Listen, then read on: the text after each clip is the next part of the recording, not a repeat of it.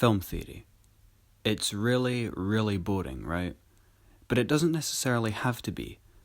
The key to making discussion about film theory interesting is applying it to films that everyone's seen, or should see, and then adding colourful images. So, there are 6 main topics of film theory that will be covered in this video. Auteur theory, film aesthetic, genre, narrative, and allegory. I swear it's not as boring as it sounds. Don't believe me? Allow me to demonstrate with Auteur theory. The theory that a film's director is the author of the film, the primary creative influence on how the film turns out, and thereby the prime recipient of the film's credit or criticism. Auteur theory has its roots in the French New Wave, a film movement of the mid-20th century. It came about as a result of French directors who felt French cinema was becoming too conventional. 2 such directors were Alexandre Astruc, who argued a director's camera was the visual equivalent to a writer's pen, and François Truffaut, who was critical of an over-reliance on literary adaptations in French cinema, longing instead for more original films from more unique and stylized filmmakers. In 1962, American film critic Andrew Sarris would lay out what he considered to be the 3 criteria a director must meet to be considered an auteur. Technical competence. Their films must be objectively well crafted. Coherent personal style. A distinct style that reflects the director's personality. Recurring thematic patterns. A distinct theme or premise prevalent in most of their work as a means of expressing their thoughts or feelings on a particular subject. With that established, let's look at a particular example. Stanley Kubrick is often considered one of the greatest filmmakers of all time, and the majority of his filmography falls under Sarris's criteria. Technical competence. Kubrick was infamously obsessive with every minute detail of every single scene, never satisfied until the film perfectly resembled how he envisioned it. He would work tirelessly to remove every error from the script, to execute every scene as precisely and perfectly as possible, even if he had to film hundreds of takes to do it. As a result, many of his films, barring a few of his earlier endeavours, are as close to objectively perfect as a film can be. Coherent personal style.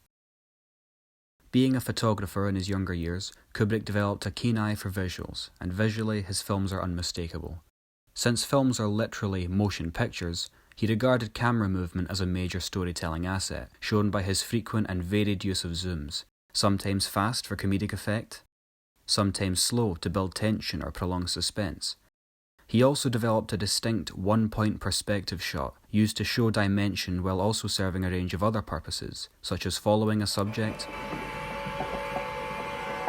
or showing multiple subjects at once. Pray! This is my rifle. There are many like it, but this one is mine. His films also display a personal style tonally. His films, for example, are very often dark, cold, and, with 1 or 2 exceptions, never feature happy endings. It doesn't matter if he's making a horror film, Come and play with us, Daddy. a comedy, I can no longer sit back and allow communist infiltration, communist indoctrination, communist subversion, and the international communist conspiracy to sap and impurify all of our precious bodily fluids. or something in between.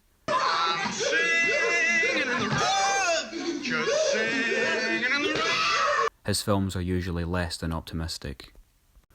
Recurring thematic patterns.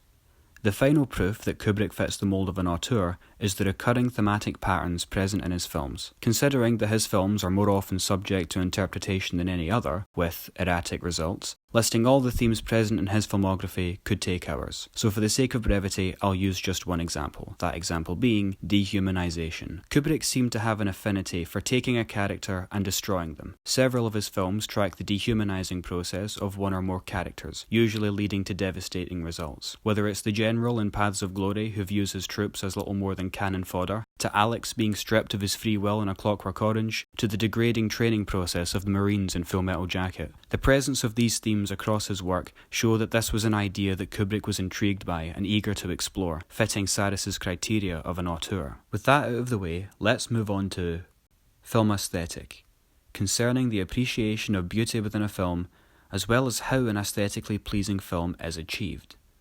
Two major schools of thought on film aesthetic are formalism and realism. Formalism, as described by German psychologist Hugo Münsterberg, is the aim of film to generate specific emotional responses in the audience. Formalist films will typically utilize every available element of the filmmaking process, such as music, editing, composition, etc., to provoke a certain emotional response. Filmmakers who could be described as formalist in their approach include Dario Argento, Sergio Leone, and David Lynch, to name a few. In contrast, realism is the attempt to use film to create an accurate depiction of reality. Compared to formalist films, which are typically more stylized and theatrical in their approach, realist films are generally more grounded, utilizing filming techniques to a more simple, minimalist effect. German film theorist Siegfried Kracauer argued that since film had the capability to capture reality, it was obligated to do so. Rather than using filmic techniques to provoke an emotional reaction, a realist film would use filmic techniques to craft a realistic, immersive experience. Filmmakers who could be considered realist include Vittorio De Sica, Carol Reitz, and Larry Clark. After film aesthetic comes genre, the recognition of recurring elements or trends that can be used to separate films into certain types or categories. Since most people already know what the term genre means and how it applies, rather than explaining what it is, I'm simply going to break down the elements that define a film genre. Narrative. Common examples including the hero's journey, the revenge story, the rags to riches tale, and so on. Common examples of settings could include modern day, a fantasy kingdom, the future, etc. Characterisation, the reluctant hero, the mysterious villain, the wise mentor, the conflicted anti-hero, the love interest, and finally, themes. Good versus evil, revenge, coming of age or facing of fears. Which brings us on to narrative itself, the chain of events within a story which create a linear, or in some cases not linear, continuity which the audience can follow along, allowing them to understand the events as they happen. The most common form of narrative structure used in film is the 5-point narrative structure, which was created by Bulgarian-French professor Svetsan Todorov. The 5-point narrative structure consists of equilibrium, disruption, recognition of disruption, attempt to repair disruption, and finally, reinstatement of equilibrium. Another influential theorist on film narrative was Claude Levi-Strauss, a French anthropologist who studied various tribes and cultures from around the world. He theorized that stories are reflective of the society or culture that produces them, and that when a culture produces a narrative, it will subconsciously convey that culture's beliefs and values.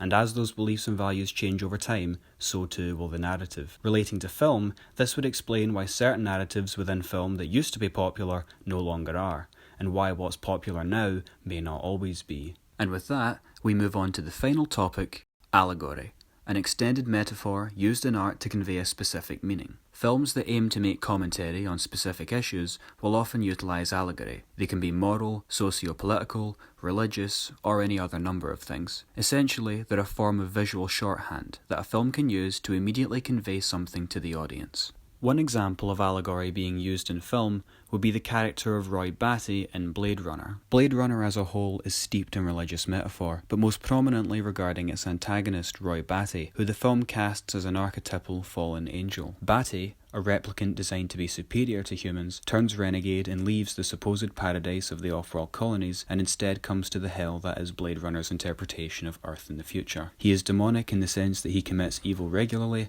but angelic in that by the film's end he commits himself to an act of selflessness, possibly redeeming himself. Throughout all of this, his character regularly quotes literature regarding religion, and several key scenes with Batty feature prominent Christian imagery, such as crucifixion. The fact that the links between Roy Batty and religion recur throughout the film is what makes it an allegory, rather than a singular metaphor or symbol if it only appeared in isolated incidences. This brief example shows how films can use allegory to convey ideas to the audience more subtly and efficiently than outright stating them, and why they are such a prominent method of visual shorthand in the medium.